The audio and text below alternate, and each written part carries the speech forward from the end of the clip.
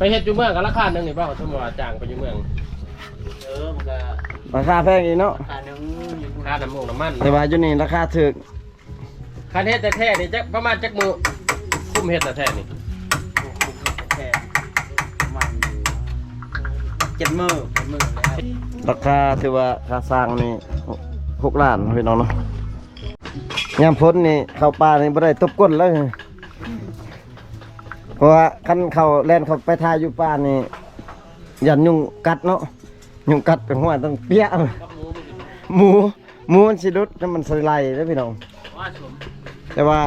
มีห้องน้ำแล้วก็สบายพี่น้อง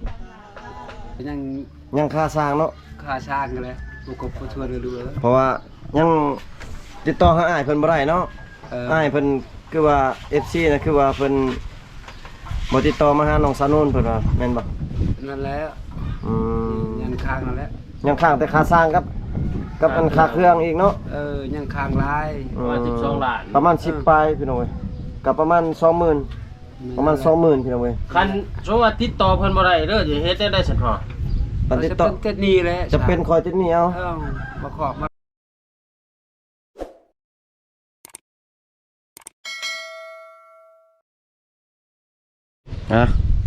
สบายดี FC อีกคือเก่าพี่น้องเว้ยเนาะ EP นี้แม่นบ่าวผู้ไทยสิพามาเบิ่งห้องน้ำเนาะที่ว่าอ้ายของน้องสาวนุ่นเพิ่นเฮ็ดเนาะพี่น้องเนาะกำลังสืบต่อพี่น้องเว้ยบ่ฮู้ว่าเครื่องมันได้สำเร็จแล้วเนาะพี่น้องเนาะเฮ็ดได้สำเร็จแล้วเดี๋ยวสิพา FC ไปเบิ่งนำกันพี่น้องเว้ยโอ้เจ้าเฮ็ดอยู่กำลังเฮ็ดอยู่พี่น้องเว้ยโครงเหล็กหินทรายกับมาแล้วได้ยินน้องสาวนุ่นเพิ่นว่าตอนนี้มันติดนี่พี่น้องอยู่เท่าไร6 ล้านคือว่าพี่น้องซื้ออุปกรณ์สร้างเพิ่นยังเฮ็ดอยู่โอ้น้องนุ่นเพิ่นไปเบิ่งแล้วพี่น้องเว้ยตอนนี้มันค่าสร้างมัน6 ล้านนะพี่น้องเนาะค่าสร้าง6 ล้านแล้วก็อ้ายเพิ่นไปติดนี่พี่น้องแล้ว6 ล้านมาซื้ออิฐบล็อกซื้ออย่างนี้ล่ะพี่น้องเว้ยเพราะว่าติดต่อหาอ้ายใหญ่เพิ่นบ่ได้เนาะพี่น้องเนาะเพราะว่าเพิ่นบ่ฮู้ว่าโทรศัพท์เพิ่นเพมีหยังเพิ่นมีค่าเวียกบ่ก็บ่ฮู้พี่น้องเว้ย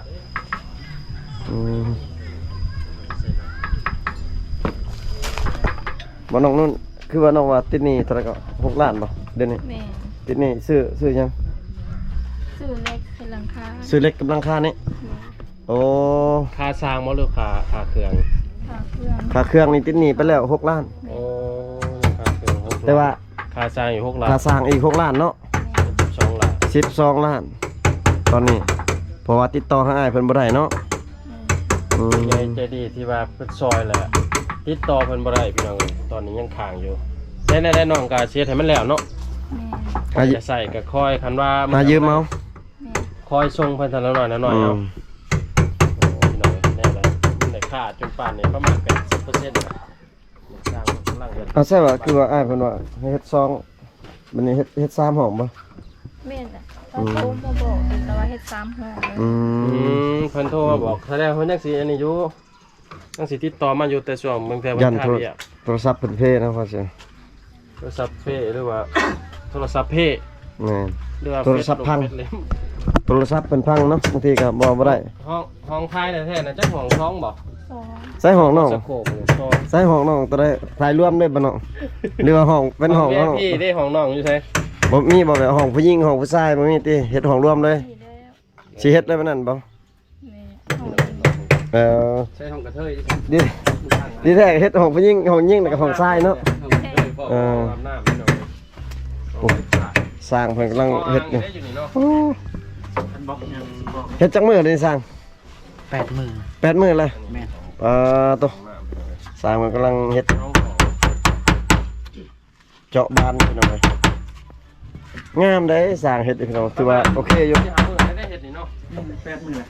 โอ้10 บาทโครงกระโพงเล็กพี่น้องเอ้ยบานกับบานงามอีกแล้วนี่บานนี่พี่น้องถือว่างาม โอ้ผักเด้อพี่น้องเอ้ยเสานี่ก็ซื้อมาแต่เมืองบ่เสา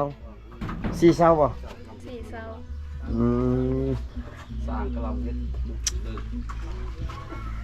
เพียคานทับหัวนั่นหัวกบคะแนนพี่น้องใส่เล็กนิดตี้สั่งนี่ ใส่2อัน ขักนะสิสุดยอดเยอะสิโอ้ของอาบเลยของอาบบ่นี่สั่งโอ้อันนี้มันอ้ายของน้องนุ่นพี่น้องเฮ็ดเองเลยเพิ่นน่ะ งบบ่ถึง งบบ่ถึงเนาะคือว่าค่อยๆไปหั่นล่ะอ้ายเพิ่นสิกลับมาอยู่ดอกโอ้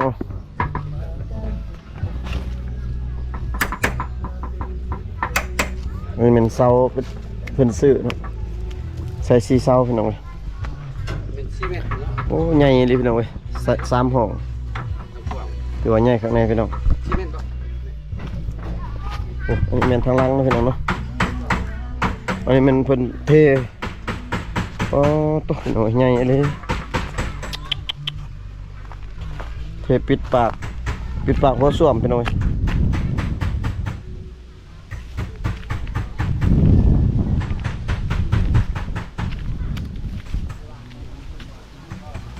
งามใหญ่เลยพี่น้องห้องน้ำก็ใหญ่อ๋อ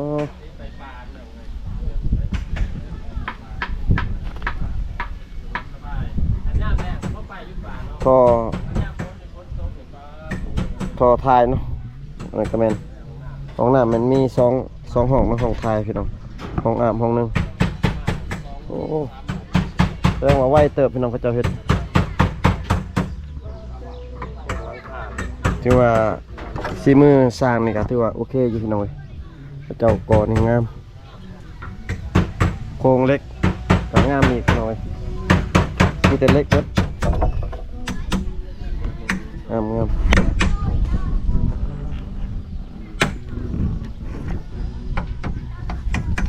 มี3 บาน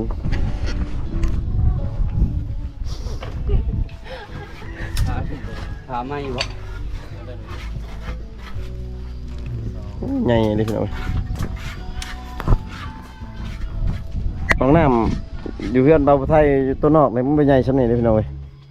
มาเห็นห้องน้ำน้องนุ่นนี่ถือว่าใหญ่โอเคเลยถือว่างามอีกโอ้แล้วได้ในสร้างมันคือว่าเรือนี่ซื้อเกินมานี่คือว่าเรือ โอ้เว้า ประมาณบ่ได้เนาะ ต้องประมาณบ่ได้ ต้องซื้อเรืออยู่แล้วเนาะ เรือกับเรือบ่หลาย ใส่กับเฮ็ดบ่ เสือบ่หลาย เท่กับมาเทนี่เด้ เอาเทหนาอีก คันบ่พอมันสิหายาก คันพ่อเขามาส่งน่ะโอ้แพงแน่อันเดียวนะ แม่น มา นะ ส่งในบวงนึงน่ะบ่แห้ง แป้งนะ เขาบ่อยากมาชงแชมพู คันพ่อหมอนี่ไปเก็บเอาแถวทางไหนๆอยู่นี่ หลายๆเนาะ กินนี่ วันนี้ให้เพิ่นเททางเข้านี่ สบาย เฮ็ดเป็นทางเข้าเลย เพื่อปลูกเองมันก็ยังมันก็บ่เรือปลูก สิโบกนำบ่นี่ ปลูกแล้วทางหน้า โอ้ ทางหน้ากับทางใน โบก ใช่เอพ่อมบ่บ่ได้ใส่ติ อันนี้ บ่ ถ้าเจ้าของเพิ่นเนาะ ธรรมดามัน ใส่เอพ่อม ธรรมดามันติดกล้องคะแนนน้องนุ่นติดกล้องวงจรปิด มันจะเห็นเบิดได้บ่ได้เข้า เราหยอกสร้างคือเด้อเด้อ โอ้ติดแอร์แล้วก็ติดกล้องวงจรปิดกันนะพี่น้องเอ้ย ซ้ำแบบโครงการเฮ็ดได้เด้ งามเลยคณะเฮ็ดนี่จักสิงามดูว่าซั่นนี่ยังบ่ได้สิงามเท่านั้น กันเลยเนาะไปเฮ็ดเป็นทาง บ่ละ ได้เลยโมเมนต์เป็นหลานบ่ฮอดนี่ วงก็3เส้น5บ้านก็5เส้น5 อ๋อ อยู่ในเมือง400,000กว่า แพงเลยอยู่ในเมืองเลย จุดกลับอันนี้อยู่ที่ชุมใหม่บ่ ผู้ใหม่ ในวันที่ มีแต่เนี่ยแพง โอ้สร้างมันเฮ็ดคักๆๆขึ้น ๆ ใส่วงกบหรือว่าบ้านประตูเนาะ ใส่นี่แม่นแล้วก็ยังแต่โบกกับคออ่างแม่นเลยอ่ะบัดนี้ แสดงว่าใส่บานประตูนี่ถือว่าเข้าห้องน้ำถ่ายได้แล้วอยากแต่โบกตำลังก็ได้ พวกเกี่ยวดอกก็ อืม ถ่าย ถือว่าเข้าไปถ่ายหรือว่าได้เลยพี่น้องเอ้ย บ่ได้บ่ได้บ่ได้ คิดไป แลนระบบน้ำ ดีแท้ท้ายตัวนี้รถมีละสั่งก็เฮ็ดได้ดีเนาะ มันน่าจังได๋แก้งานได้สมมุติว่ามันโคตรบ่ลงให้ได้เลย เนาะ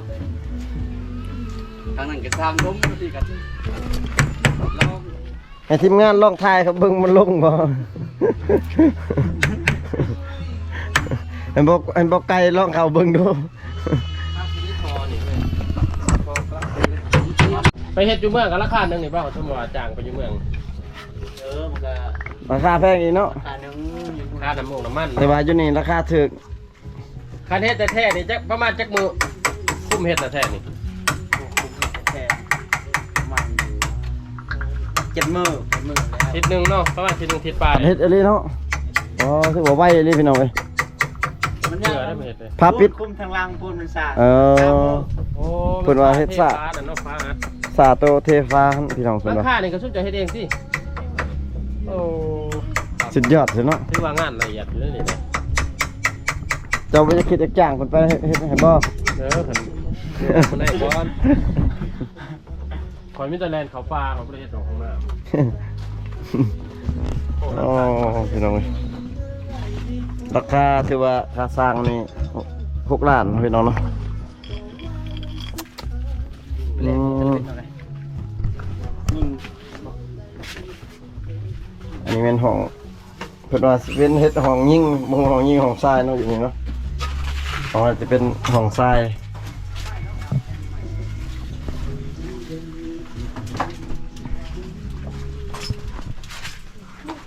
อ๋อสบายนะวันนี้น้องนุ่นเนาะ แม่ กันแล้วสบายเนาะบ่ได้เล่นเข้าป่าแล้ววันนี้เนาะ แม่ ยามพ้นนี่เข้าป่านี่บ่ได้ตบก้นแล้วเพราะว่าคันเข้าแล่นเข้าไปทายอยู่ป่านี่ยันยุงกัดเนาะยุงกัดเป็นหัวต้องเปี้ยหมูมันสิดุดแล้วมันสิไล่เด้อพี่น้องแต่ว่ามีห้องน้ำแล้วก็สบายพี่น้องสิบ่ได้แล่นเข้าป่าแล้วพี่น้องเอ้ยมีแต่เพิ่นสิเดินน้ำทะบุละมาพี่น้องเดินน้ำทอใส่ทอมากะเดินเข้ามาเนาะพี่น้องเดินน้ำเข้าแล่นน้ำเข้าแล้วก็สบายพี่น้องเว้ยเฮ็ดน้ำเฮ็ดอ่างน้ำอยู่นี่กะอ่างน้ำอยู่นี่เลยพี่น้องเว้ยอันนี้มันคุ้มเก่าเพิ่นเนาะเป็นขุดที่ว่าเป็นขุดคุ้มทายเป็นขุดแต่เจอหินแล้วก็ไปขุดอยู่หั่นเนาะอันนี้ก็ถือว่าสำเร็จเนาะพี่น้องโอ้ถือว่างามพี่น้องเอ้ยเป็นเฮ็ดนี่ถือว่างามห้องน้ำค่าสร้างเป็น6 ล้านพี่น้องก็โอเคอยู่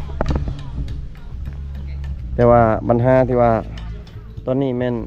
ตั้งติดต่อหาอ้ายเพิ่นบ่ได้เนาะเพราะว่าบ่ฮู้อ้ายเพิ่นคาเวียกบ่หรือว่าเป็นจังไดก็บ่ฮู้แต่ว่าคือสิอ้ายเพิ่นยังติดต่อมาอยู่ดอกพี่น้องเพราะว่าเพิ่นก็ให้เฮ็ดแล้วก็ต้องได้เฮ็ดลงมือให้สร้างเฮ็ดเลยพี่น้องเอ้ย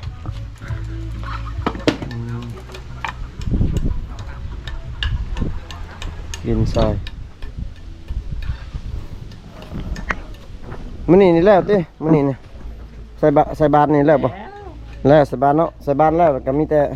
ก่ออ้างอีบ่จนเห็นบ่ได้ก่อนึงบ่ ก็อ้าง ก่ออ้าง ก็อ้างแล้วก็โบก โอ้คือว่ายังแต่ก่ออ้างพี่น้องเอ้ยก่ออ้างกับโบกแล้วก็จบพี่น้องงานนี่ถือว่างามหลายบ่ฮ้อนบ่น้องไปยืมไปเข้าห่มเลยบัดนี้พอละบัดนี้อยู่นี่ยันน้องฮ้อนอายันน้องดำแต่อยู่เพิ่น น้องมายืนถ่ายอยู่พี่น้องอยู่ตากแดด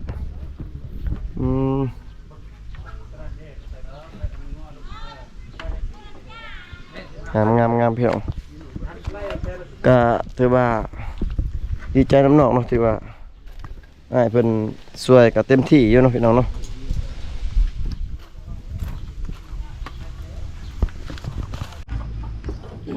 เฮ็ดห้องน้ำกันสิแล้วเนาะพ่อเนาะ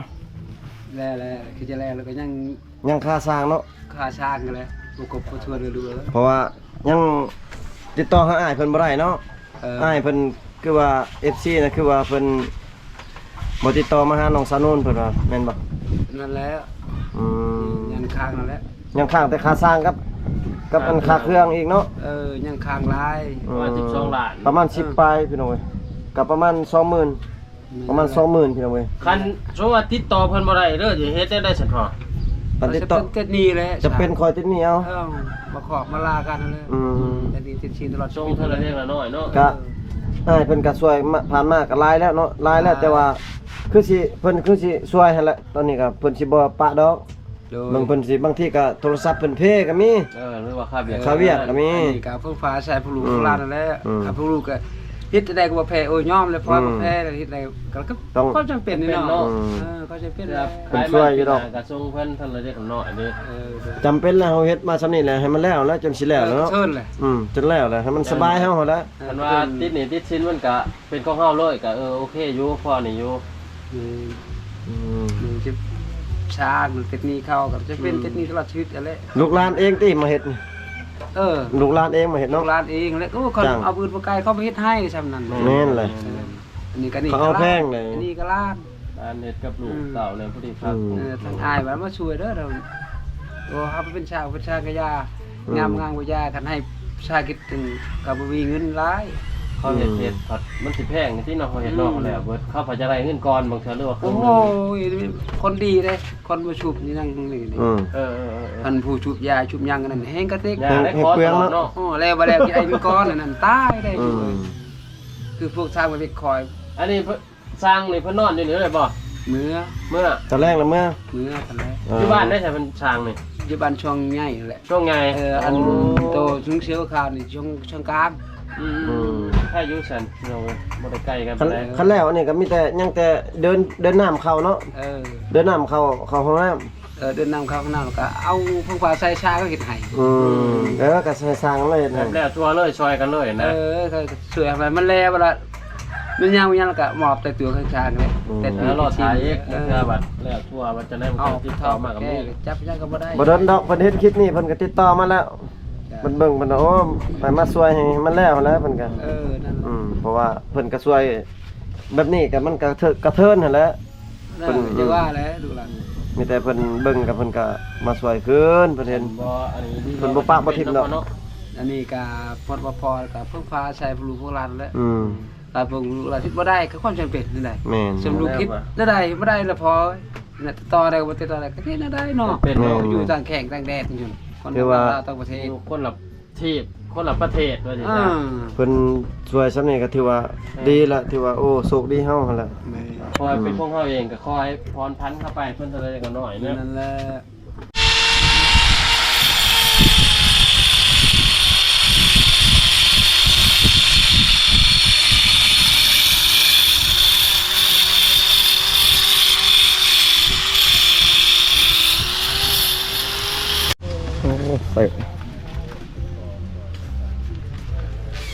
ใส่บ้านพี่น้องเว้ยยังใส่บ้านนี้แล้วก็ยังบ้านเดียวพี่น้องเว้ยยังบ่ได้ใส่เนาะก็ แม่บีเตี้ยบี คลิปนี้ก็บ่มีหยังพี่น้องเว้ยมาเบิ่งสร้างเพิ่น ต่อหาประมาณ4 มื้อแล้ว ก็จะได้เจาะเมื่อวิ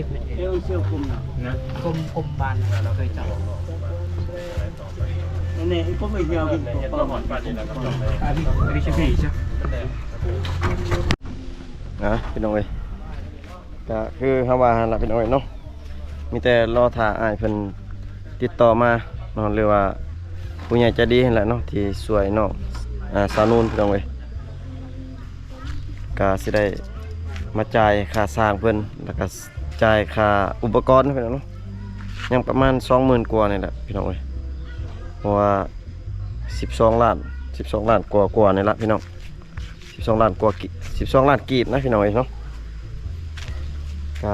บ่าวไทยก็สิได้ขออนุญาตปิดคลิปไปเพียงเท่านี้ก่อนพี่น้องเอ้ยขอบใจ FC ที่เข้ามาติดตามชมคลิปแต่ต้นจนจบพี่น้องอยู่ดีมีแฮงเบิดสุขสุขคนพี่น้องเอ้ยเจอกัน EP หน้าพี่น้องเอ้ยเนาะบ๊ายบาย